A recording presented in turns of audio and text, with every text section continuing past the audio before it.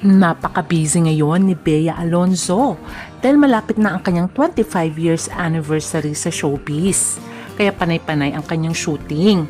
Kaya naman nung na-corner siya ng mga reporters tungkol nga sa kanyang pagpapakasal sa billionaire at negosyanteng si Vincent Ko ay nagkwento naman si Bea at kung ano ang dahilan kung bakit hindi in-invite ang mga magulang nila sa kanilang secret wedding.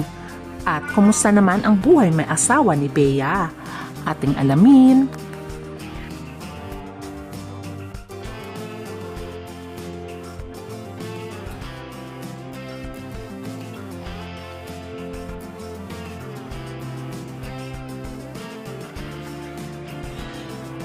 Isa sa maituturing na A-lister ay walang iba kundi si Bea Alonzo.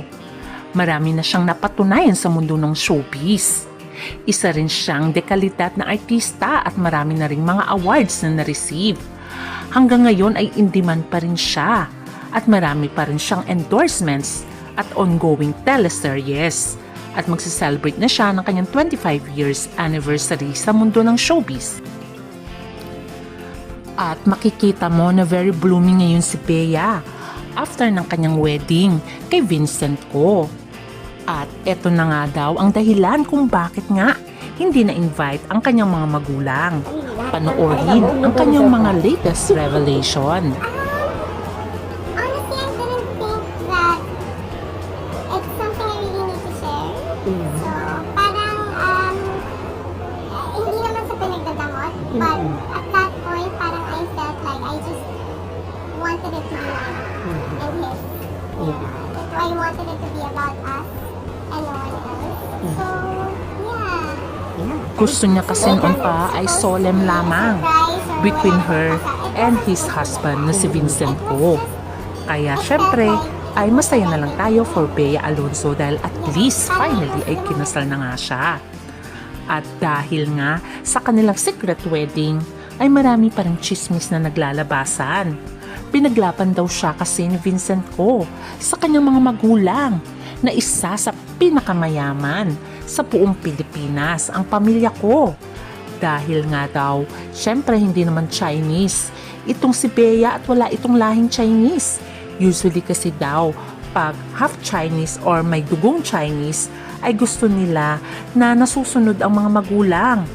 Or meron itong mga prenup at gusto nila sama-sama sila sa isang bahay or kung hindi naman isang compound. Which is alam naman natin na hindi papayag si Bea sa ganyang setup. Dahil alam naman natin na very independent woman si Bea at naging breadwinner nga ito. At syempre ayaw niyang may makialam na in-laws.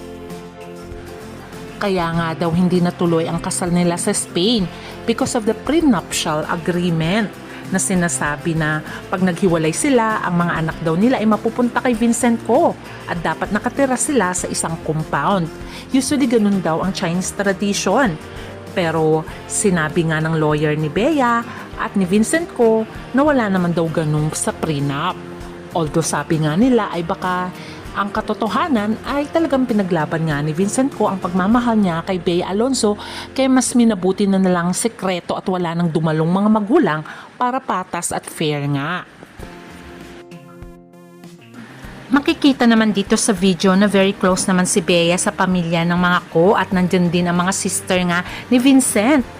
Pero syempre, ito ay sila lamang ang nakakaalam kung ano nga ang punot dulo ng hindi pagkatuloy ng kanilang wedding supposed to be sa Spain. Ang importante ay natuloy na rin naman ang wedding nila secretly sa civil rights. Kaya masaya tayo kay Bea at kay Vincent Ko kung pinaglaban talaga nila ang kanilang pagmamahalan. At sana nga ay mauwi nga sa forever ang kanilang pagmamahalan at makita pa rin natin silang ikakasal nga sa simbahan na supposed to be ay meron din silang kasal dito sa simbahan sa Manila kung saan nga ay nagkaroon nga sila ng wedding banns. Hoping na matuloy pa rin ito at maayos ang mga gusot kung may gusot man between sa parents ni Vincent Ko at kay Bea.